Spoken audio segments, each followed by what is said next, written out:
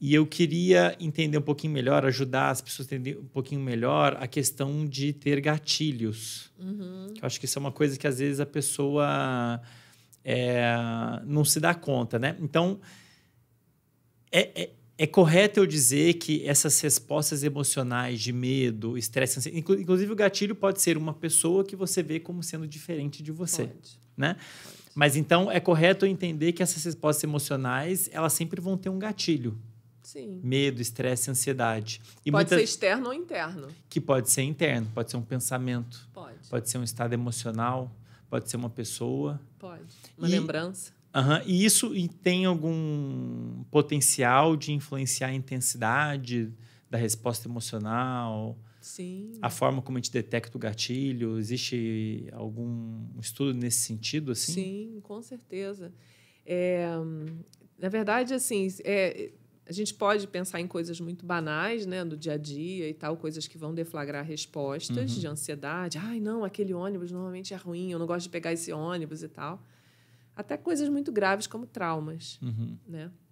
Então, assim, a gente falou antes, o nosso cérebro faz associações e essas associações são ainda mais importantes, né? Ficam mais gravadas na memória se elas têm um impacto, né? Se foram associações criadas em momentos de forte emoção. Né?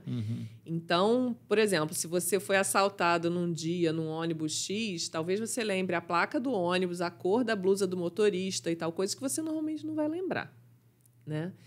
E o fato é que seu cérebro vai armazenar aquelas informações porque foram relevantes para a sua sobrevivência.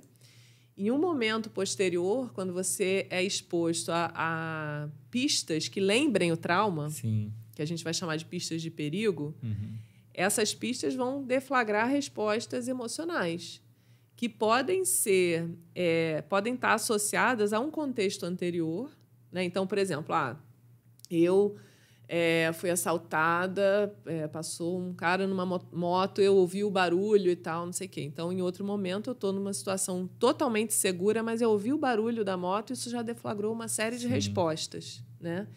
Então, assim, a gente, a partir de pistas, né, a gente pode pensar estímulos externos ou internos, você pode apresentar respostas que são adequadas e vantajosas, né? Então, não, realmente, né, se tal animal de tal forma aparece para mim, isso é um sinal de perigo, eu tenho que reagir de acordo. Isso é vantajoso. Mas pode ser que isso comprometa a minha função, né? Eu não consigo mais ir trabalhar porque toda vez que eu saio de casa eu ouço o barulho da moto, eu tenho medo. Eu tenho que voltar para casa, né? Então, a gente... por exemplo, uma vez que você passa por um trauma, é natural que você solidifique na sua memória os eventos, né? Todas as características do trauma. Sim. Relevantes e irrelevantes. E depois você passe a reagir para essas características com uma forma semelhante ao que você reagiu no trauma. Né? Uma pessoa que passa por um trauma e se recupera, ela consegue depois... Então, eu fui assaltada, tinha uma moto e tal. Em outro momento, ela ouve o barulho da moto, ela fica sobressaltada. Mesmo que não tenha perigo nenhum, o cérebro associou, por exemplo, o barulho de uma moto com algo perigoso, porque aconteceu uma vez, aprendeu essa associação e depois esse estímulo pode deflagrar toda a resposta de novo e atrapalhar, inclusive, a pessoa, o que quer que ela esteja fazendo. Isso aí seria eu diria, talvez, um dos grandes problemas da pessoa na hora que a pessoa precisa lidar com algum trauma que ela sofreu. Isso que vai trazer prejuízos no futuro, em parte, porque ela não consegue operar, funcionar idealmente, porque tem respostas em momentos inadequados. Então, né? Se você se recupera, você depois aprende a associar. Não, tem o barulho da moto? Não, mas tá de dia, tem os colegas aqui perto, eu não estou sozinha. Então, você consegue ver pistas de segurança. Certo. E aí você atenua a resposta e você vai atualizando a sua memória. Não, tem o barulho da moto, mas tem outras coisas aqui. Eu posso me acalmar. E você vai se recuperando, de modo que meses depois você até lembra do barulho e tal, mas você...